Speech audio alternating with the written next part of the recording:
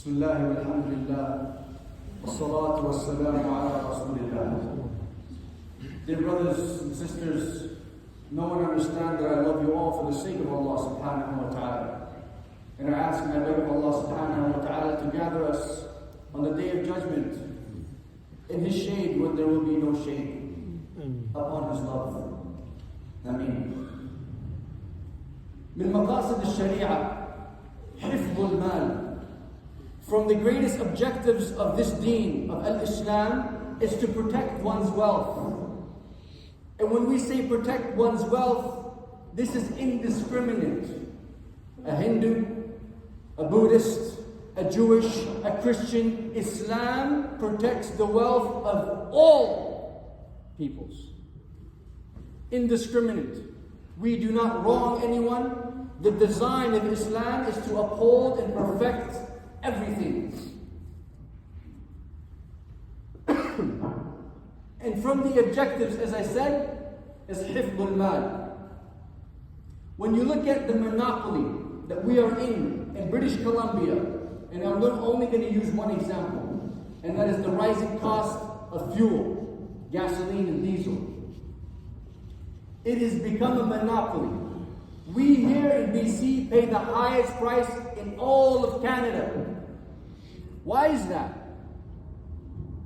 Because the gas prices here have become monopolized by the very government that runs this province. وقال النبي صلى الله عليه وسلم لا يحتكر إلا خاطئ. The only one that will monopolize an essential good or service is a khati'. ولم يقل مخطئ. Is someone who is knowingly in the wrong. Mukhti', he fell into wrong. Khati', knowingly, with knowledge, he did wrong, or she did wrong. And if you look at the tax price per liter, you're paying 43 to 45 cents in just taxes. And the goods and services tax that is within that, the 5%, that is the percentage of the overall cost. So they've monopolized an essential good. This is actually haram. So what are we to do? Sit here and mope? Cry about it? There are many solutions. The first, I advise you, reach out to your local MPs. Write to them, call them, insist that they drop the tax. Yes, you have the right. This is an essential good. You're not asking them for something which is not essential. If you reach out to the local government and you ask and you incessantly ask, and we all did collectively, they would listen. If not, then you can carpool. Try taking a ride with someone. Try minimizing the time spent on the road by making 3 trips into one.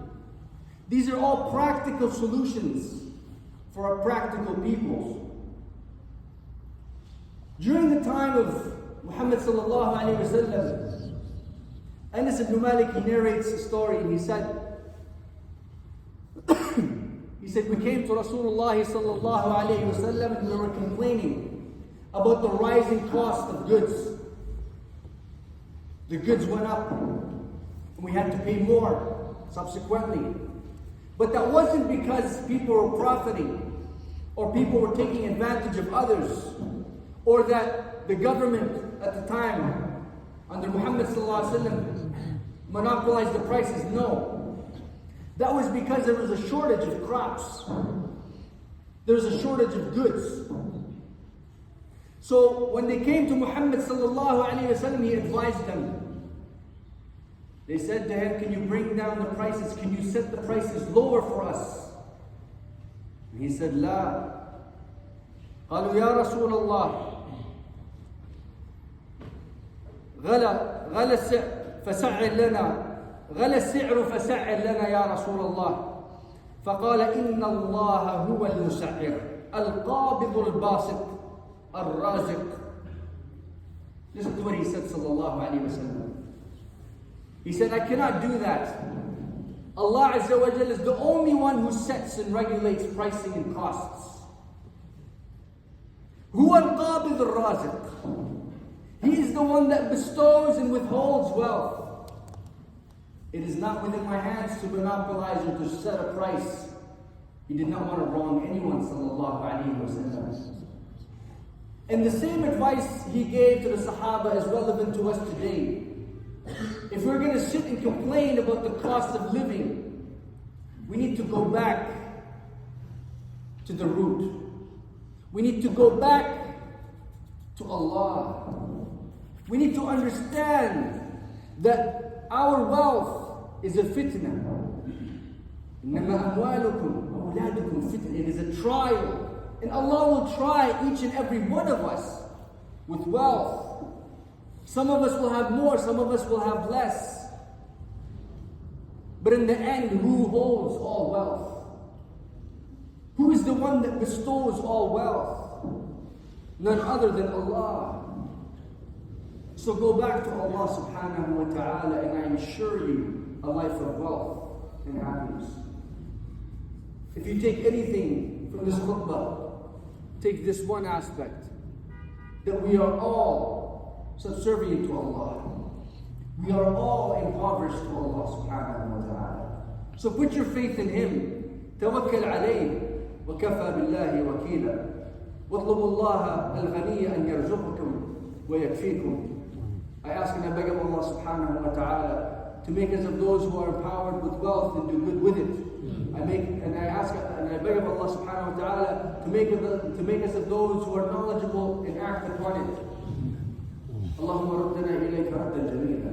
اللهم اهدنا فيمن هديت وعافنا فيمن عافيت وتولنا اللهم فيمن توليت رحمك اللهم بالأطفال اليتامى والنساء الثكالى والشباب الحيارى. اللهم ارزقنا حلالا طيبا. اللهم ارزقنا حلالا طيبا. اللهم اكفنا بحلالك عن حرامك. اللهم اكفنا بحلالك عن حرامك. اللهم ثبت أقدامنا على صراطك المستقيم على هدي الصادق الأمين. وصل اللهم وسلم وبارك وأنعم على النبي المصطفى على الرسول المجتبى وعن آله وأصحابه وأتباعه من اهتدى بهديه واستنى بسنته إلى يوم الدين. وآخر دعوانا الحمد لله رب العالمين.